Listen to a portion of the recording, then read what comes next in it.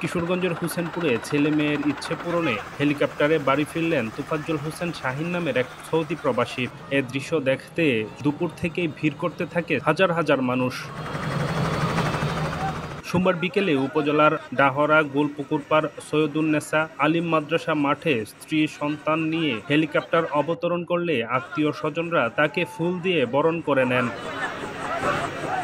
হেলিকপ্টারে বাড়ি ফেরা ওই প্রবাসী উপজেলার উমদি ইউনিয়নের বর্ষিকুড়া গ্রামের মৃত আব্দুল খালেকের ছোট ছেলে। সবারই নিয়ে গেছি, উমরা হজ করছি, মক্কা মদিনা দেখছি। আমার মা বাপ নাই, এবং দেশবাসী যারা আছেন, আমার বড় ভাই, আমার চাচা, সবার জন্য আমার ফ্যামিলি ধরছে, এবং আমার বন্ধু বান্ধব যারা এতটুকু করছে, সব কিছু করছে, তার কাছে আমি কৃতজ্ঞতা। আমার জন্য দোয়া করবেন, আমি যাতে ভালো কিছু করতে পারি এলাকার জন্য, মানুষের জন্য। জানা যায় দীর্ঘদিন ধরে সৌদি আরবে থাকা তোফাজ্জল হোসেন শাহীন কয়েকবার বাড়ি ফিরলেও এবারই প্রথম ছেলে মেয়ের ইচ্ছে পূরণ করতে হেলিকপ্টারে বাড়ি ফিরেছেন। এর আগে একবার সৌদি মালিককেও নিয়ে আসেন তার নিজ বাড়িতে।